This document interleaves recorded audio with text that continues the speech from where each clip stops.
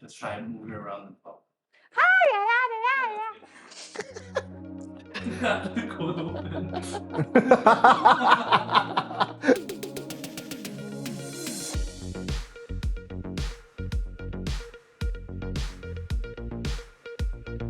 Hey everyone, welcome to The Grind. Hello. Yes, hello. So we are again going through, for those of you who just joined us, we're going through the book of Job. We've been studying his life, his response to suffering. Just basically, this man just went through a lot. What a man. And basically we've been, picking out just practical advice that we can also apply in our own lives in terms of obviously we don't think we'll ever face a situation where we'll lose 10 children and a lot of cattle. I mean, I don't ever envision a situation where I have 10 children. Yeah, it's too expensive in this day and age. And but anyways, jokes aside, tough situation, but tough man, and he is basically navigating this response. And so today, in this message, I believe we are looking at how he makes sense of suffering. Wow. Yeah, I mean, that's a tough note, right? Very tough. Something to figure out what is suffering, why suffering, who is suffering. So, but before we get started and really talking about today's message, here's a question. Who do you normally look to for wisdom? Ooh. Or what do you normally look to for That's wisdom? quite the question to Or start with. where, I guess. Where? Where, who, you The look to- paperclip guy in the Microsoft. Clippy? Clippy. No. He's more like giving you instructions on Yeah, that's true. how to work around Microsoft. Yeah. For wisdom, of course, for spiritual advices, I would seek for our pastors, like the amazing Pastor Jacob. Oh, the amazing Pastor Jacob. Your best buddy, Pastor Jacob. Yes. The godparent Pastor Jacob. The godparent Pastor Jacob, and of course my dad. I would seek advice from him as well, especially in terms of parenting, as for wisdom and how to deal with kids. And then from time to time I'll go through YouTube, like those TED Talks and stuff. Oh, yeah. Like just looking for ways to open my mind and question things. Oh. Have you find yourself go down a route of I guess a rabbit hole of just question after question, and then your mind just opened up to different things? Oh, definitely, yeah. And then by the end of the day, you'll realize, okay, I actually didn't answer those questions. Okay, then maybe I'll just keep it that way first. Keep it that way first. Yeah, yeah. Ignorance is bliss. Exactly. I would say for me, Wikipedia has been a source of information. Wikipedia? Using Wikipedia as your source of information? For wisdom. Well, just to get some. Wow, I was not expecting that. Not expecting Wikipedia. No. I don't know. I just get a lot of information from it. It's kind of also kind of interesting how it's written by people, right? So you Random can see, people, different people, So you yeah, can yeah. just see different the way people write as well. Just to quote Michael Scott. Wikipedia is the best thing ever. Anyone in the world can write anything they want about any subject. So you're getting the best information. That is true.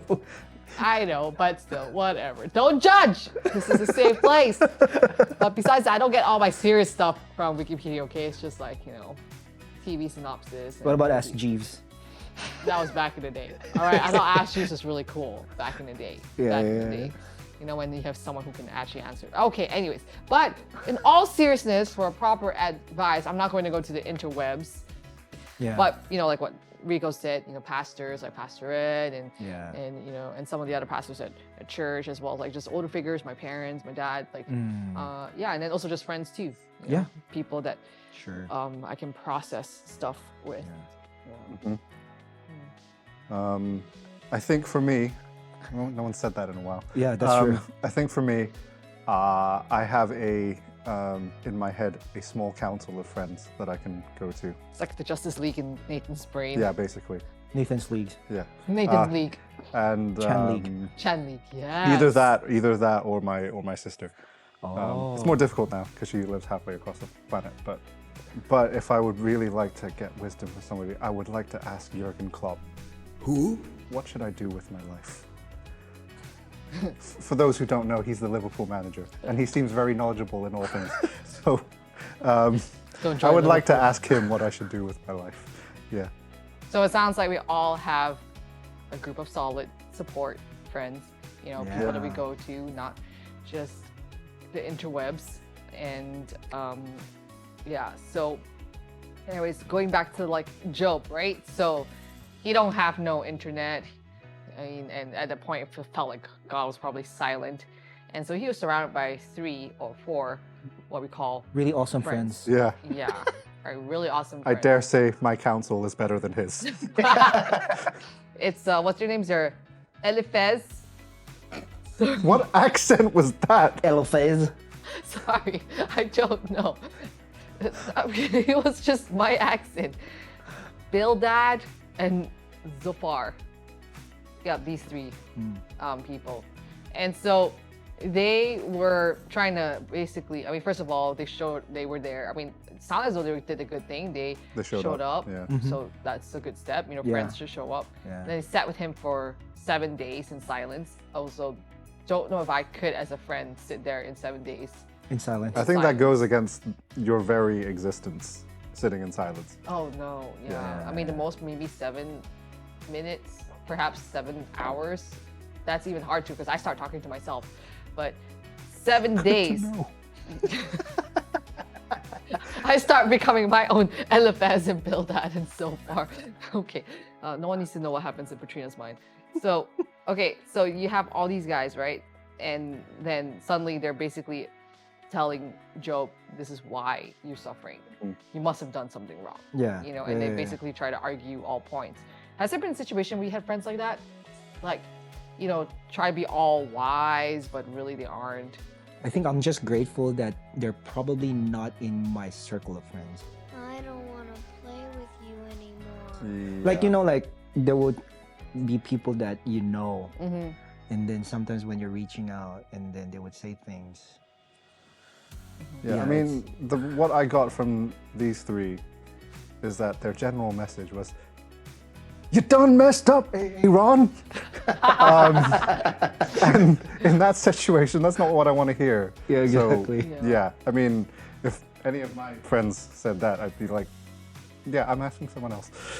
I mean, there's times that, yeah, you need to know that you did mess up. Right? Yeah, yeah, And, yeah. like, you need to face the consequences of your action. And if you don't listen, that's on you because, you know, you did mess up. Yeah. But I think as friends, there needs to be some sort of like empathy.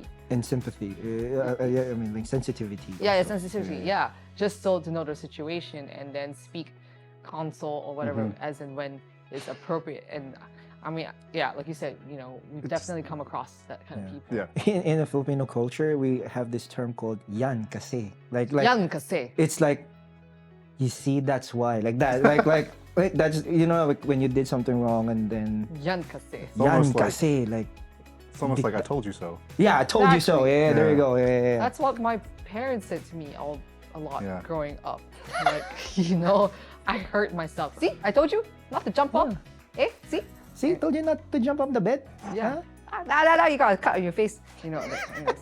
Okay, so here you have, again, going back to Job, right? So in Job 28, he talks about like, so the topic of wisdom comes out, you know, Yeah. about how to handle the situation. And I think wisdom is quite needed when you're trying to make sense of one's suffering. Yeah. So Yeah. in Job 28, this is, I mean, Job is asking a very legit question, right? Like, I mean, he's basically asking where is wisdom coming from, stuff like that. And then in Job 28, he says this, "Behold, the fear of the Lord, that is wisdom, and to turn away from evil is understanding." I guess the question is, how is wisdom apparent in one's life?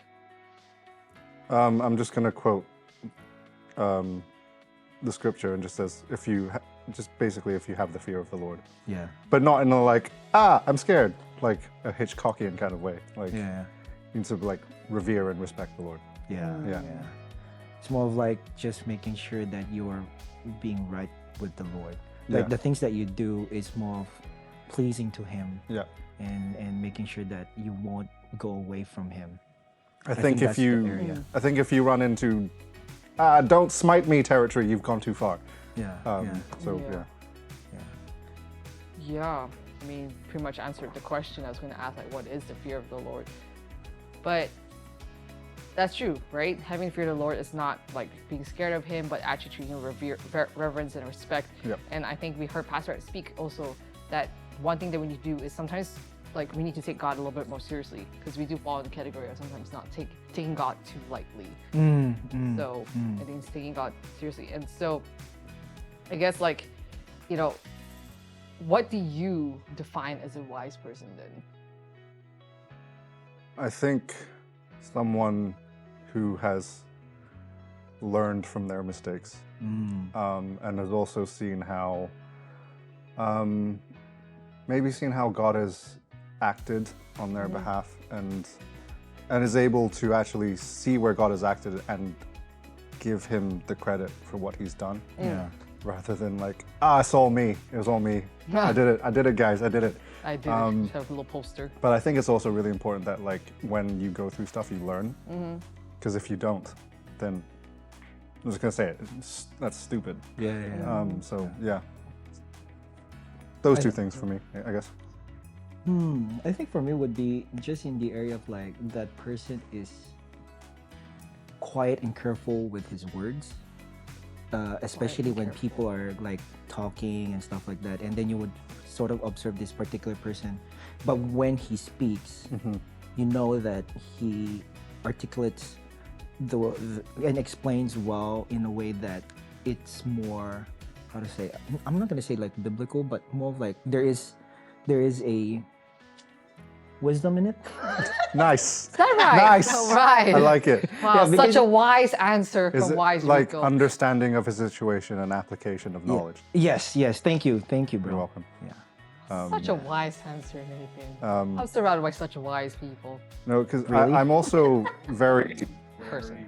people, the ones who are like the first to offer up an opinion or advice. Yeah. And who just won't stop going on, because at least from what I've experienced, the ones who talk the most and who talk the longest aren't necessarily the wisest people. Oh yeah.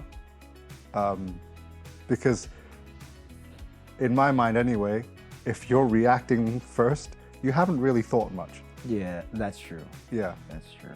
Yeah, there's a whole like difference between response and reaction, right? Yeah. 'Cause, So- like, yeah. So okay, guys, you guys won't be hearing from me for the next 15 minutes. Quietness.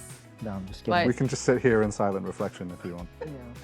Yeah, because like most likely a wise person will respond, but then a not so wise person will react. Just talk. They'll just keep talking, and maybe that's the way of verbal processing, and then coming to the right position. I don't know. Do you guys think a street smart person is a wise person? I would say a street person is a sly person.